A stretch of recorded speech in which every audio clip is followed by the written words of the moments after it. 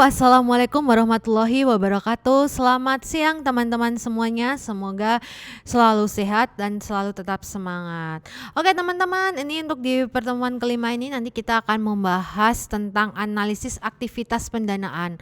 Pasti sebelumnya teman-teman mungkin di akuntansi pengantar, mungkin di akuntansi keuangan menengah, pasti sudah sering mendengar kata-kata aktivitas pendanaan. Apalagi jika teman-teman membuka laporan keuangan arus kas, kan ada laporan arus kas, kan di dalamnya ada laporan arus kas operasi, pendanaan, investasi. Nah, nanti kita akan membahas semuanya ini di mata kuliah ini, tapi untuk sekarang kita akan membahas dulu di aktivitas pendanaan. Nah, aktivitas laporan dari pendanaan sendiri ini biasanya itu berkaitan dengan kewajiban, di mana kita memperoleh sebuah dana untuk usaha kita ini bisa dari pihak internal maupun pihak eksternal. Kalau dari pihak eksternal, kita biasanya akan melakukan pinjaman nih, meminjam utang. Bisa utang bank, bisa melalui wesel, bisa melalui obligasi. Nah, kewajiban sendiri itu apa sih teman-teman? Kewajiban itu adalah klaim pihak luar atas aset dan sumber daya perusahaan sekarang dan di masa depan. Nah, itu adalah kewajiban. Nah, kewajiban pendanaan itu yang seperti saya bilang tadi, dia bisa melalui utang bank, bisa melalui wesel bayar jangka pendek, jangka panjang, ataupun bisa melalui obligasi, itu yang dinamakan kewajiban pendanaan. Kemudian ada juga kewajiban operasi. Kewajiban operasi itu adalah kewajiban yang timbul dari operasi, seperti adanya kreditor perdagangan, kemudian kredit yang ditangguhkan, dan kewajiban pensiun.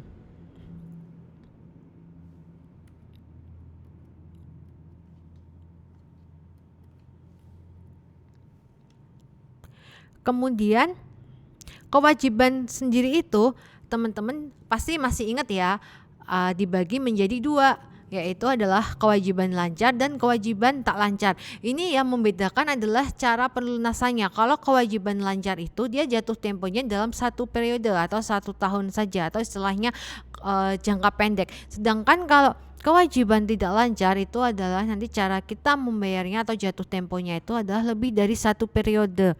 Biasanya ini seperti obligasi, kemudian wesel bayar jangka panjang. Nah, itu masuk ke dalam kewajiban tak lancar.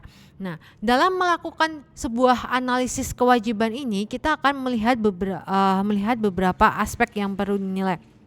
Ada ketentuan utang. Ketentuan utang ini nanti kita lihat dari tanggal jatuh temponya berapa, suku bunganya, apakah suku bunganya itu flat atau fluktuatif, kemudian bagaimana cara pembayarannya. Nah, itu perlu diperhatikan nih dalam melakukan analisis kewajiban. Kemudian juga yang perlu diperhatikan lagi adalah tentang pembatasan pemakaian sumber daya dan pelaksanaan aktivitas. Kemudian ada kemampuan dan fleksibilitas untuk memperoleh pendanaan selanjutnya. Kemudian yang perlu diperhatikan juga adalah kewajiban modal kerja dan larangan pembayaran seperti dividen. Jadi 4 aspek ini ketika kita melakukan analisis kewajiban harus perlu diperhatikan. Nah, kemudian kita akan membahas tentang sewa. Dulu mungkin di akuntansi pengantar ya dan AKM tuh kita sudah mempelajari tentang sewa. Kita sebagai pihak yang menyewa itu disebut dengan lease, kemudian yang menyewakan itu adalah lessor.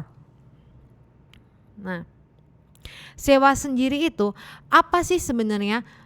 Bagaimana akuntansi dan pelaporan untuk sewa? Apa sih syarat seorang penyewa ini dapat mencatatnya sebagai capital lease? Nah, ini ada beberapa aspek di sini. Ada 4 aspek nih. Si penyewa ini dia dapat mencatatnya sebagai capital aset. Yang pertama itu apabila terjadi transfer aset dari pihak pemilik dengan pihak si penyewa. Kemudian juga terdapat opsi untuk membeli aset pada harga yang murah. Misalnya Mas Joni ini, dia menyewakan gedung per bulannya 10 juta. Kemudian saya sebagai penyewanya berkeinginan ingin membeli gedung tersebut nih, dibanding saya menyewa terus, saya beli gedung tersebut dengan harga misalnya harganya 100 juta, yang pada awalnya dulu dia membelinya 200 juta. Nah, itu saya bisa mencatatnya sebagai capital lease. Kemudian masa sewa 75% atau lebih dari estimasi umur ekonomisnya. Nah, itu syarat yang ketiga. Kemudian nilai sekarang pembayaran sewa dan pembayaran sewa minimum adalah 90%-nya. Nah, ini adalah syarat di mana penyewa dapat mencatatnya sebagai capital lease. Nah, kemudian kita akan belajar dengan istilah kontingensi. Kontingensi itu adalah merupakan keuntungan dan kerugian potensial yang penyelesaiannya itu bergantung pada sebuah peristiwa di masa depan.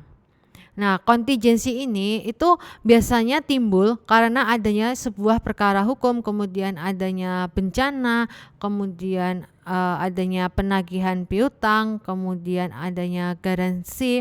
Nah, ini kewajiban kontingensi ini timbul karena hal tersebut.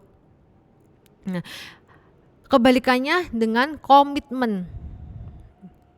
Komitmen itu adalah seperti kita misalnya kita sebagai seorang kontraktor nih yang membuat konstruksi bangunan gedung. Nah, kita akan ada perjanjian kontrak nih sebelumnya dengan berbagai syarat, dengan persetujuan. Nah, itu namanya adalah sebuah komitmen, di mana nanti kita orang yang menyewa kita untuk jasa untuk membangun gedung tersebut akan melakukan pembayaran pada masa konstruksi. Nah, itu namanya contoh dari sebuah komitmen.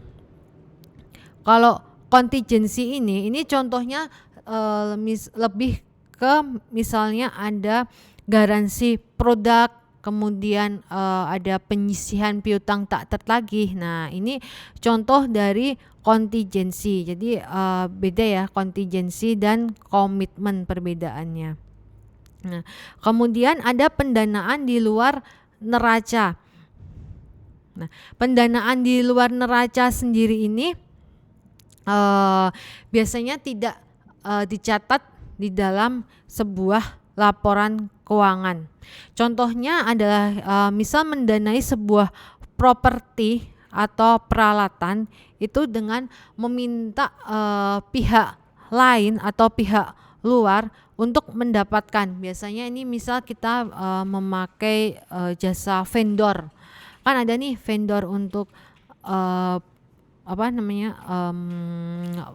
menyewakan alat-alat konstruksi, atau mungkin ada vendor yang dia memang konsultan untuk membuat kontrak untuk mendanai bisnis kita nih. Nah, itu tidak dicatat di dalam sebuah laporan keuangan.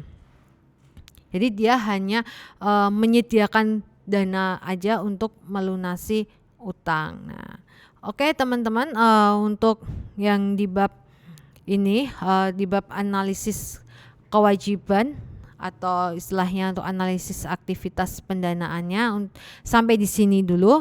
Kita akan bertemu lagi di pertemuan selanjutnya. Nanti masih di bagian pendanaan, kita akan membahas di bagian 2 itu nanti tentang lebih ke prakteknya, langsung ada kasus, nanti kita bagaimana sih cara menganalisisnya. Oke teman-teman, sekian, tetap semangat belajar. Semoga makin tertarik untuk belajar analisis laporan keuangan. Karena kalau kita semangat, kita niat nih untuk belajar, pasti tidak akan merasa sulit pas. Oke, selamat siang. Wassalamualaikum warahmatullahi wabarakatuh.